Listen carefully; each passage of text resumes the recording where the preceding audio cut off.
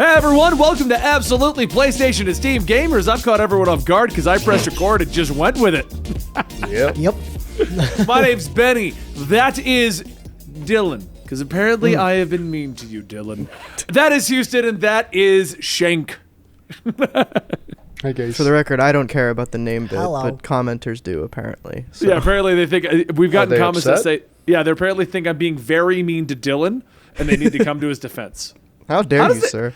How does it feel to have white knights coming to your defense, Dylan? I love it. I'm finally a woman. The internet finally jealous. sees me.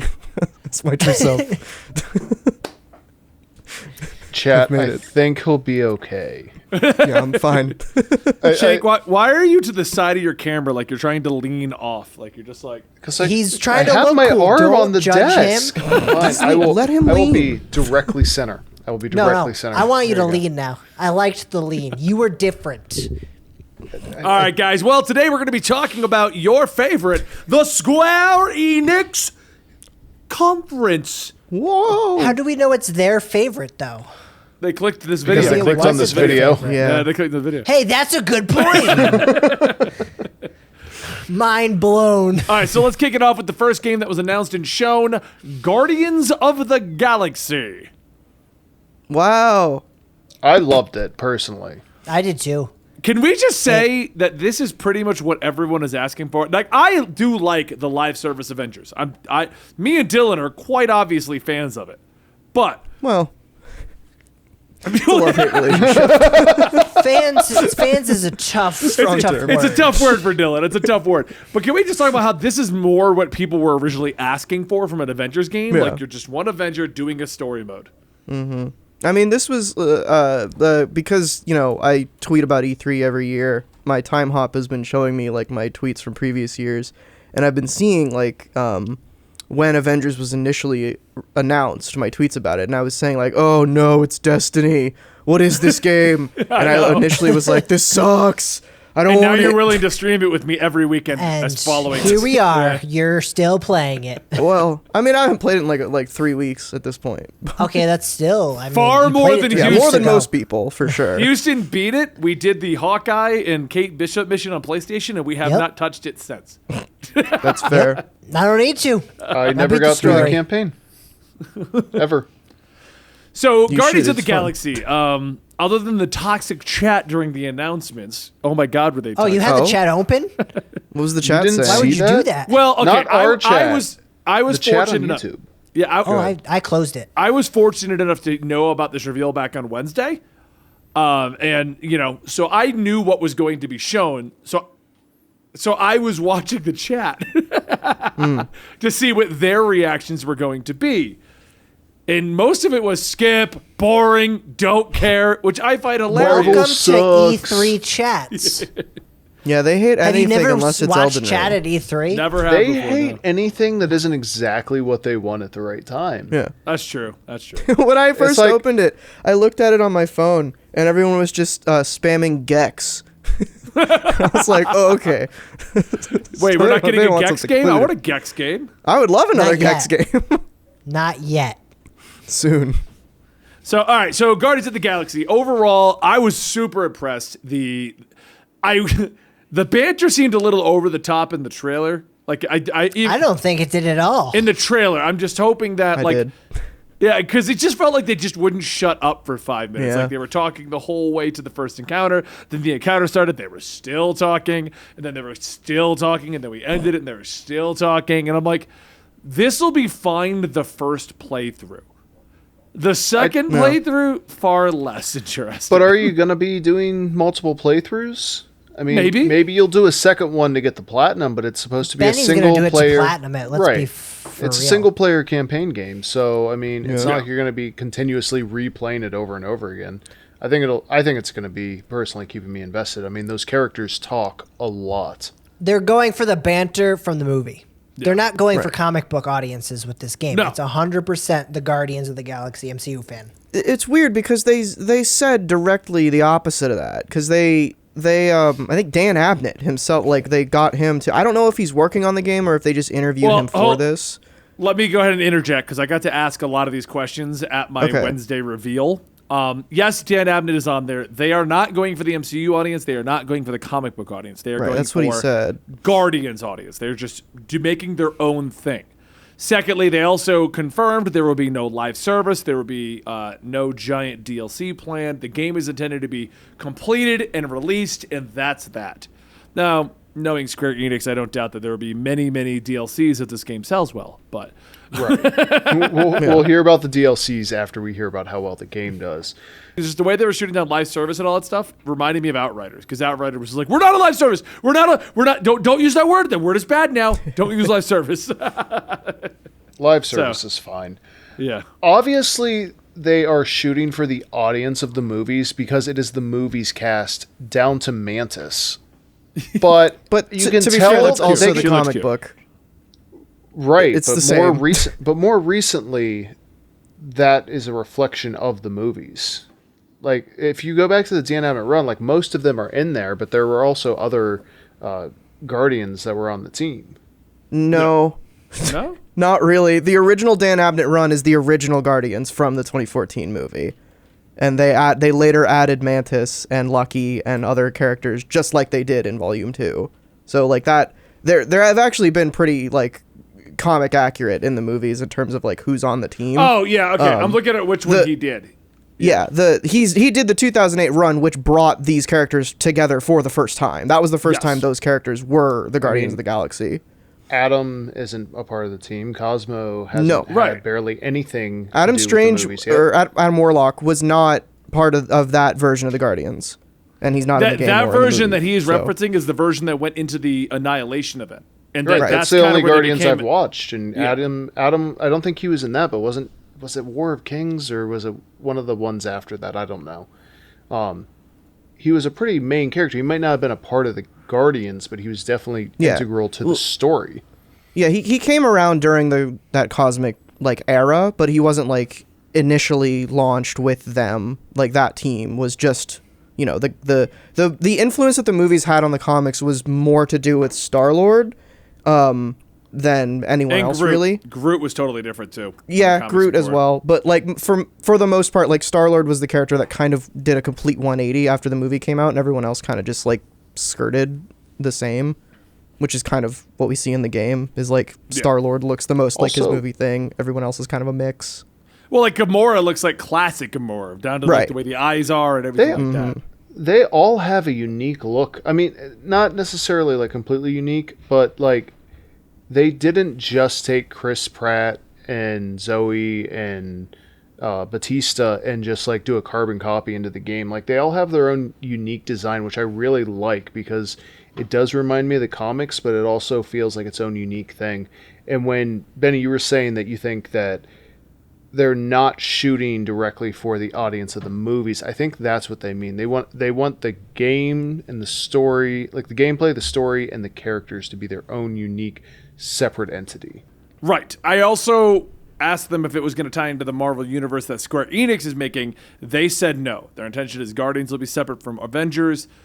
Who knows if down the line they'll start referencing, but he said other than some fun Easter eggs that we're going to have referencing other things, standalone, doesn't reflect on anything. So I think it's just the same situation. Like a lot of people are saying that this game is a knee-jerk reaction to Avengers, which is just completely untrue. Like there's no way that There's no way it would be done already if that exactly. was the case. Like I do not understand how game development works. right.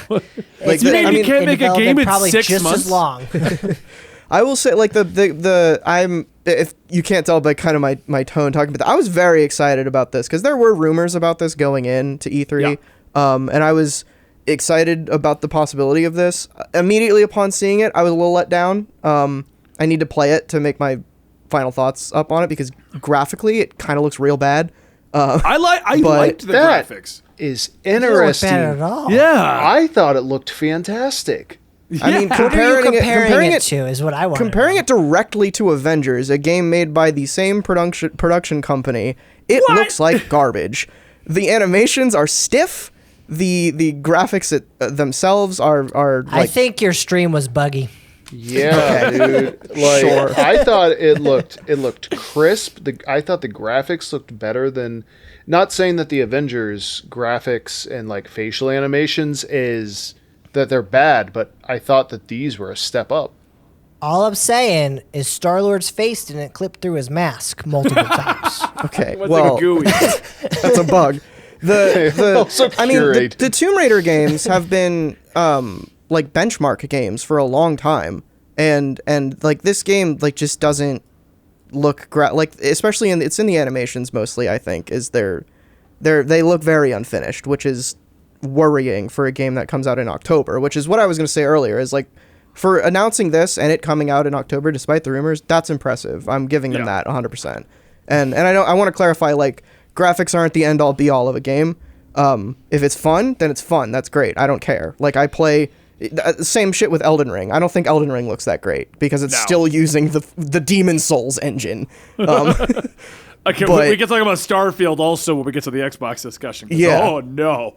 But like it's you know it's I don't care super a lot about graphics, but it's disappointing, at least to me. that. You guys seem to have a completely different opinion, but like comparing that directly to Avengers, which I've been playing religiously since it came out, it looks like a step down graphically. I mean, I could see that, but you gotta also think, I mean, it's not out yet. Who knows when they filmed that footage? How far along they Comes were? out in That's October. true. There's no way they're showing footage from 2 years ago if it comes out in October. Maybe. It's weird because You part of don't me know. wants to defend the graphics, but part of me just like so subtle, like just fundamentally disagrees with you that like I don't even know how to how to make an argument to say no, the graphics look fine. I think it's just a subjective thing. Like I don't know. Maybe I need to go back and rewatch it, but Yeah, I would rewatch it incredibly and impressed. because I pay attention to like I've been of the opinion for a long time that graphics do matter, despite what a lot of people are like, oh, who cares? Like they, especially if you're going for a game that has realism attached to it, Right. graphics are important, and especially in a medium where other developers under your same publishing house are doing better things, then it's something to be considered. And also, this is where my bias comes in. I kind of really wanted this game to be stylized because I think that matches the tone of Guardians of the Galaxy a lot better than realism, but that's a completely different argument. Yeah, that's a different argument. I get that. I do want to say it real quick because I did mention when they said they were bringing me for the Wednesday thing, and I was kind of shocked by it. I was like, oh, the Wednesday thing, and I was just like, I thought it was just going to be the Wakanda reveal, which we're going to talk about literally next. And they're like, oh, it's going to be for this Guardians of the Galaxy thing. And I'm like, oh, the thing we hear about the rumors? And they're like, no rumors, NDA, you heard nothing. What are you talking about? Rumors, huh? We don't know what you're talking about, but you did not hear anything from us. So, all right, so moving on to the next one. I got it right here. War for Wakanda. Does that trailer reignite your excitement for the Avengers game? Dylan, because fuck you two. Dylan. No, but I will say something that they pulled this shit again. They pulled the same shit with the roadmap when they first introduced the roadmap in a different Square Enix Presents. They gave us dates for it on Twitter instead of in the presentation, which is strange. But it's good news that it's supposed to come out in August of this year instead of what some people were saying would be January of next year. So that's good, and it means that they've stuck to their roadmap. Every month since that roadmap was announced, we have gotten content at the scheduled pace that they were hinting at. That they told us we would get it. Right. So I'm excited for it. I think they're still being quiet, and Square isn't like the reaction that I was seeing from people on Twitter when that was happening was the same that you were seeing in the chat about the Guardians one. Was like, we don't care about Avengers, move on, stop showing it. Yeah. And if they're showing that little and it's getting that reaction still, like, it's good that they're not showing a lot. I feel like they showed a lot. They did show a lot, in my opinion, for War Wakanda, but In my opinion, I feel like the fight at the end was the end fight of the DLC. Well, so the reason I say that they're not showing a lot is, and it could be because they're not going to deliver on their promises, but the War for Wakanda expansion has a lot more listed on it on the roadmap that they're not showing. Okay. that is in that trailer. Like they've multiple times said villains, so people more than Claw. They've talked about a new enemy faction, which we haven't seen. You can assume it's just like people in Wakanda, like Claw's goons or whatever. But like there are a lot of things that are under the roadmap that they aren't showing, and they aren't like dedicating 20 minutes to Avengers like they did with Guardians. Right. I was going to say the same thing. Like we've heard of supposedly a lot more coming to this than just that stuff. So right. Yeah. I will But agree I feel with like that one. they showed the end fight with Claw. Well, yeah. It's possible. I would hope that that's like a midpoint, like because I would hope so too, but by the way it was going, it seemed like an end fight. Because they're toting this one as an expansion, which like if it was just an operation, I think is what they called the Hawkeye and the Kate Bishop ones, then yeah, I feel like that would be the final fight with Claw. But since it's an expansion, I feel like the final fight with Claw is gonna be the end of the Black Panther part of it, and then you're gonna have to go fight some other villain as the Avengers, including Black Panther now. Yeah. But that's asking for a lot, knowing Crystal Dynamics, so I have no idea. I mean, I'm just excited for it in general. I'm hoping that this is their Taken King moment, because if you looked at the stuff they were showing before that, like with the expedition style stuff, the open world stuff, feel like we're going to get to a point where it's like everything you wanted in this game is finally going to be there. I do question why in 2020, when this game came out, we're still at a point with live service games where it's like, no, this is what we want. Oh, but we tried everything else.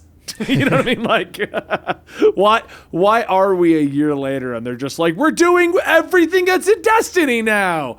You guys know Destiny's been out 5 years. Like, you could have just done that.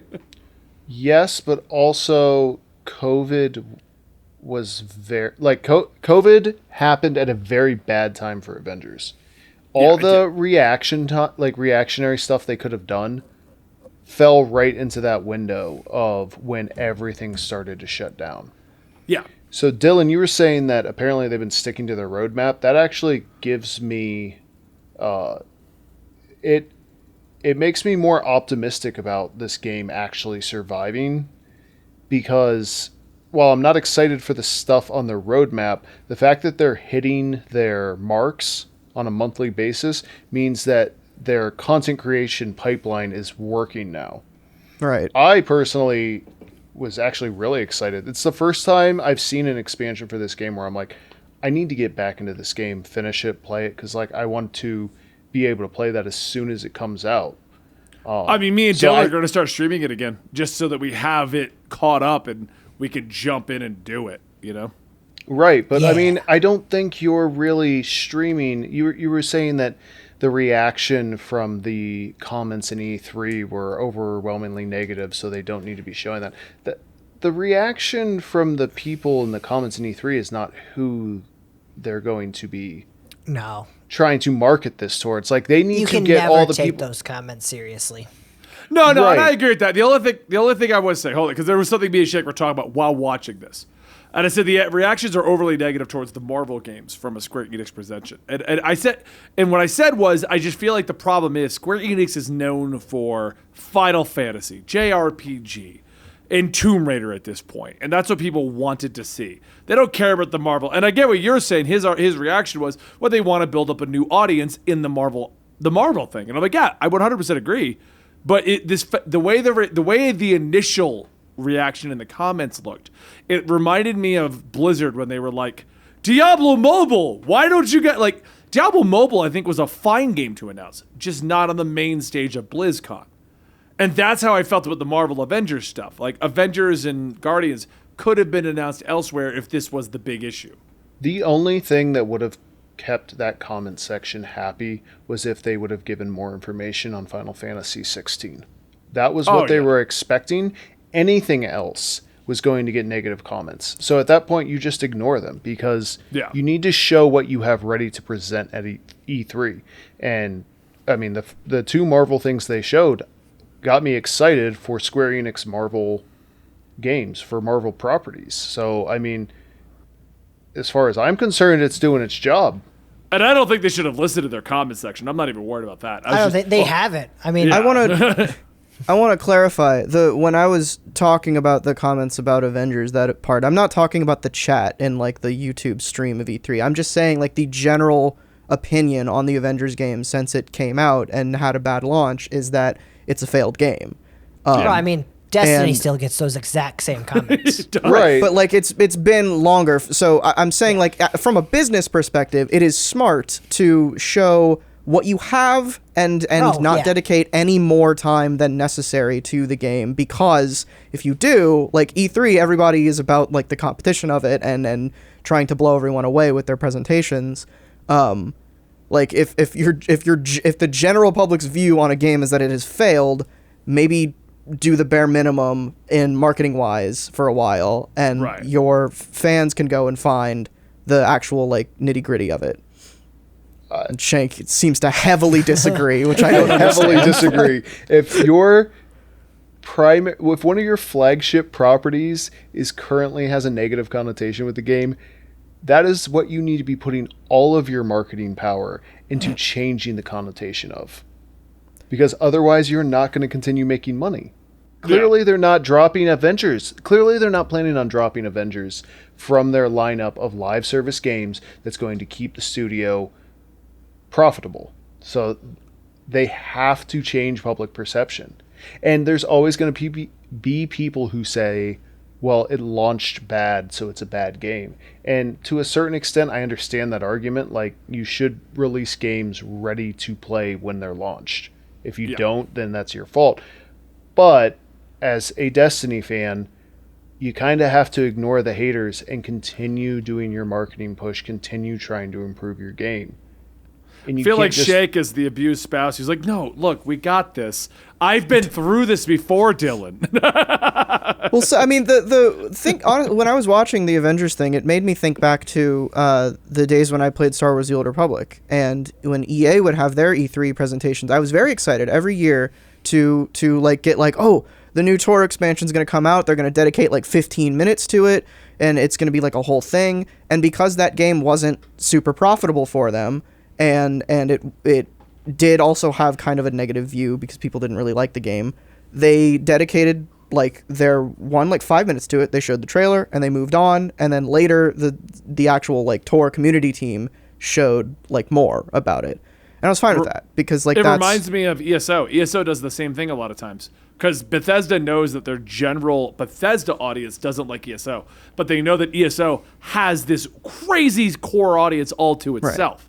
So a lot of times they'll be like, new expansion. All right, go to their side if you want to know more about ESO, because we know the rest of you are going to hate this. You know? Yeah. It's just like the way that I see it, and this is, I'm saying this like as a fan of the Avengers game, is like you show as much of the content that is like making you the most amount of money, right? And I don't think Avengers is like super profitable for them right now, so why would they dedicate more than is necessary? That's all I'm saying. So, all right, well, let's move on, because Avengers, I think we're going to probably end up having an entirely separate discussion for us, since we are themed around a comic book channel. We're probably going to be doing a lot more Avengers and Guardians discussions as they get closer, so we'll just keep moving on to that.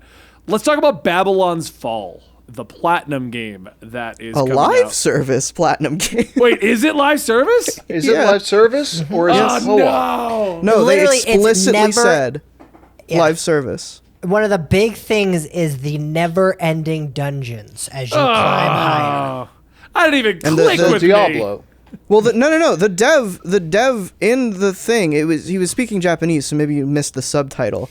But he specifically says live service game. Oh, no. Like those words are said. I love live service games, and when we do the Ubisoft discussion, we're going to talk a lot about live service games. This is what I said to Shank, I just have too many. I don't have time to put a whole nother game that's like, all right, we need 2 hours of your day. I'm sorry. As much as I love your game, I can't do it. I can't find time to play ESO right now. I Okay, noticed. well, let's talk about what we saw then. Regardless of it being live service or not, we're all going to probably play the game when it comes out. I thought for it being from the developers of Nier's Combat and it being like a high fantasy, it really interested me. Like, it looked really fun, and the fact that it's going to be co-op with like Nier's fighting mechanics, and now you're saying there's going to be an endless dungeon crawler. I mean, for me, it's a buy. I'm with Shank on this. In all honesty, For me, I like Destiny. I would drop Destiny in a heartbeat and take this over if it's good. I can see that. Because it's high fantasy. That's what I like. I'm not a huge fan of first-person shooters or things like that. I feel like this is a live service game for the RPG fan. I can see that. 'Cause we don't have too many live service games that are fantasy oriented, or if there are, I'm not even thinking of too many outside of traditional MMO. Like if we're looking at like a Destiny looter shooter style, the only closest thing I can think of, no, I can't think of one actually. That's like a live service in that manner. Even Ubisoft doesn't. Right, like that action RPG. Yeah. But in a live service format. I mean, no offense, but that sounds really fun, and I actually would really be down for that. No, I would drop other live service games for this. That is a big if. We have no idea what it's going to be like yet. Yeah. It is what I'm thinking it will be. Right. But also, if it's live service, then it'll depend entirely on how frequently they're able to come out with new content. Because that's what makes or breaks. The dungeons really are. Yeah. They said something about already having a plan about regular content drops, so that's promising. Yeah. We'll see. All right. I mean, there's not much more to say other than it looks fantastic. It's from the Nier guys, so I'm excited to see that combat in general. I think I'm a little tired of live server shooters. Like, I love Destiny, and I'm going to play Destiny to the end of time. But Division, Breakpoint, like, there's enough shooters now. I want something else, and I think this might be what breaks me out of that. All right, so the rest of these are stuff that we already knew existed, like, in full. So we've got Life is Strange getting a remaster. When I saw the remaster collection, which I know was announced back in March when they first showed the Life is Strange 3 stuff, it just made me realize that, like, Life is Strange is great, but it's never caught on past that first game. And they've tried multiple things to use the franchise as a logo. But we've only ever seen Max and Chloe. The brothers, I've seen them on no additional material. Like, the kid from the prequel and the brothers who had his own game, saw him on nothing else. It's still Max and Chloe. And now they're like, remastering Max and Chloe. I'm like, looks fantastic. I want to play it. But it's still just the same game I've already played. The one with the the superhero kid, was that even called Life is Strange? Wasn't that called something else? But it was just it was called something else. But it technically was the prequel to Life is Strange 2 with its own attempt at making its own thing. Yeah, I wonder if that has some, like, they just wanted to keep the remaster like package focused, or just like keep the other ones separate so that they can eventually sell the entire franchise as one big remaster. Probably. I don't think Life is Strange 2 did poorly. I just don't think it did nearly as well as Life is Strange. So if Life is Strange 3 True Colors does around the same as Life is Strange 2, I have a feeling we might just see a Life is Strange, another continuation of Max and Chloe. Sure. I don't think there's anything wrong with that. I mean, No, there's not. Keep continuing that story. Clearly, those are the characters everybody got attached to and want to keep seeing more about. Personally, I don't understand why they went away from that in the second one. Perhaps they didn't have a story. Yeah. I mean, perhaps they just didn't have a story. They didn't know where they wanted to go with them, but they had a different story they wanted to tell. No, you're wrong. I can tell you right now, you're 100% wrong, Shank. And I love to be able to tell you, you are straight up wrong. Wrong. Because Oh no. the writer for the original Life is Strange went on to do the continuation as a comic. There's 3 volumes. Like, about the time travel adventures of Max and Chloe. So, obviously, the story had a continuation. They just didn't want to make a game about it. Yeah. I guess maybe Square wanted to diversify it for some reason. That felt so good. I never just get to straight up tell him he's wrong and have actual facts. Normally, when I say it, I have to argue with him for 2 hours. I've never shut him down. Are you okay, Shank? Are you going to make it? He's giving you the death I think there stare was a right more now. tactful way you could have done that. I agree. I'm with Shank on was. this one. You kind of buried him there, Benny. Were you expecting tact? I could go on a long rant, but that should have been a podcast about that. No, but seriously though, in all honesty, they did the continuation, and what the continuation volumes are is in the timeline where Chloe survived, and then dealing with the ramifications of everyone they know died to save Chloe. And because she was manipulating time itself begins to break, and they go on this whole adventure trying to figure out what they did wrong. So like they could have easily done another game is my point. That's what I'm getting at. You know what I mean? Like there was that plot there, and it continued to be the story of Max and Chloe. Well, that's the plot I would have wanted. The issue, and we were discussing this when the stream was going on with Life is Strange and just how they release their content is they release it in chapters. And they're probably going to end up doing it with True Colors too. Oh, 100%. They're not. No, they're not. They're not? No, I believe Thank they God. confirmed that it's just one game. Thank The God, chapter because- system, I liked Life is Strange 2's opening. I didn't give a crap about coming back for each chapter. If it had just been there, Natalie and I would have played through the whole game and enjoyed it. The chapter system, I agree, Shank, is just a bad old system. Well, and you said like Life is Strange 1 got this big cult following, and it did, but I feel like the cult following probably came after most of the chapters were out, and they got like the whole story. And Life is Strange 2 didn't do as well, and I think that's because it came out chapter by chapter, and each chapter probably got less and less people to play it.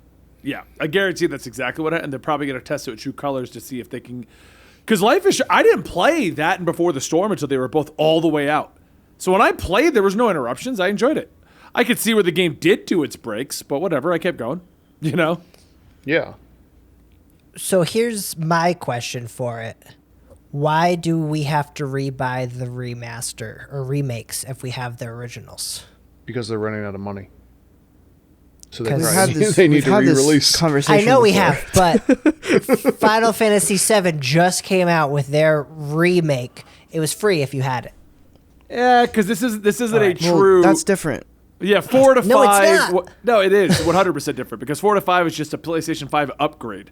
That's all that was. So is this. No, it's not. It's a full remaster. They literally 'cause went I think over that- all of the graphical enhancements they did to change it.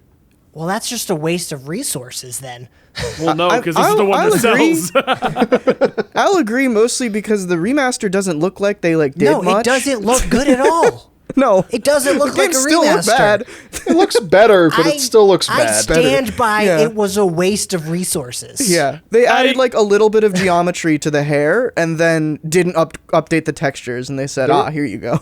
I will there say, was some there was some makeup on some people too. I will say, I don't agree with you stating that it should be a free upgrade. that's fine. I will say that seems like a waste of resources. Yes, I will 100% agree. Okay, it doesn't have to be a free upgrade, but at least make it an upgrade. I think the I'll give main you that one. the confusion that we're in right now with these like remasters and upgrades between like cross-generational upgrades, I think it really is just like the amount of work that went into it, because some of the upgrades, like I just upgraded Jedi Fallen Order, and I'm pretty sure all they did to that was like unlock the frame rate so that you could play it at a higher resolution at a locked 60. So like obviously no one's going to pay for that, but there are like some things like Spider-Man, like the Spider-Man remaster that was like $20.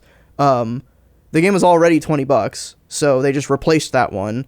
And yes, you had to buy it again for the upgrade, but I think they did like actually go in and change, like they had to changed go and Peter change altogether. Peter's model. And They changed like, him altogether. yeah, they did more work than just like going into the code and like removing the frame limiter. So, which I'm sure is a lot of work also. I'm not a programmer, but it's less than I would Right. assume. So it's interesting. I want to move on to the next one here because we've been talking quite a while on the Avengers and the Guardian stuff. The last new announcement that they made was, of course, Stranger of Paradise, Final Fantasy Origin. It looks like Devil May Cry meets Final Fantasy. That's just what it looks like. I literally looked away for a second, and I looked back and saw like the back of the main character's head, and I was like, oh, why is Dante in Final Fantasy? What are they doing? And then he turned around and I was like, oh, no, he's just boring. That's not Dante. It looks really awesome and exciting, but as a Final Fantasy fan, I feel like this is going to turn into Dirge of Cerberus, which was an action shooter game made to go into the Final Fantasy VII lore that turned into, like, it's a cult following, but no one cares. No one mentions Dirge of Cerberus. I'm very intrigued by this, more so am than I too. think I've ever been for a Uh-huh. Final Fantasy game. I feel like it's Garland's backstory. It has nothing to do with these Warriors of Light. It's from what I gather, it's based on the first Final Fantasy game. I don't know if it's going to be like some abstract remake, or if it's just like gonna borrow elements. Like, you guys know more about Final Fantasy than I do, but I mean, I feel like it's gonna be an abstract remake because they've never done anything with the original first one. And they go sell it to you sit upstairs. The original Final Fantasy's plot, while there, really is just Garland went evil, became chaos. Go stop him, Warrior of Light. Like, that's really what it boils down to. But it also ties into, you said, oh no, he's just boring. And when he's talking, he's like, I have this desire to defeat chaos, and I don't know where it comes from. And I think that's reflecting on the fact that Final Fantasy 1 was a dungeon crawler, and you didn't really have a reason why you were going to fight chaos besides he was evil. Like, yeah. I think that lends credence to you saying that this is probably going to be about the villain. Yeah. I could see that. I mean, Yeah. I still really wish that the 3 characters we were shown didn't just look like guys that I would see at like the local mall. I would agree with you. Where is your ball? Yeah. But to me, the only thing that stands out in that trailer is how focused they were on Garland. Yeah. Like, they showed a little bit of the 3 dudes doing their dude thing, but then it was just like, What is a dude Garland. thing? The I can't entire talk about it, character development was them talking about how much they needed to find the villain. Yeah. Like, their character is just revolving around finding chaos. So, Correct me if I'm wrong here, but Final Fantasy 1 is the one where you get to play as like the black mage and the red mage and the white It mage. depends on how you make your party. You can Yeah, take but it. like those 3 like those designs exist in that game. Where are they? Yes. Its I don't wanna play as origins. these 3 We're going schmucks. to unlock job crystals as we go. No. We're gonna buy skins. That's fine. As long as I look. As get long Red as I don't have Mage to play as Dante white guy or McGee. White Mage Dante. All right, so moving on. $3.99.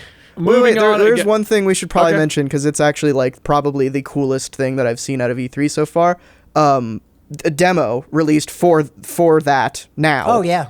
So Wait, it's out that's now? really cool. It's yes, out now. like it's out. Coming I'm soon. downloading it on my PS5 Oh, okay, right it now. is out now. Oh, So- then, Just for then PS5? we will have a follow-up just for discussing PS5, it. unfortunately. Yeah. Damn it. We're Sorry, gonna be- Shank. The 3 of us are going to have a follow-up discussing it. It's available Shank, until God June damn it, dude, why aren't you 24th, paying I scalper believe. money? But yeah, that's like when I think of E3, I think of like big surprises like that, and I think like that and the Guardians game being announced and coming out so soon is like really cool, and I give Squeenix huge points for doing that. But yeah, both of the other than that, we got a bunch of mobile game announcements, which me and Houston were excited for about half of them. I was only excited for the Alright.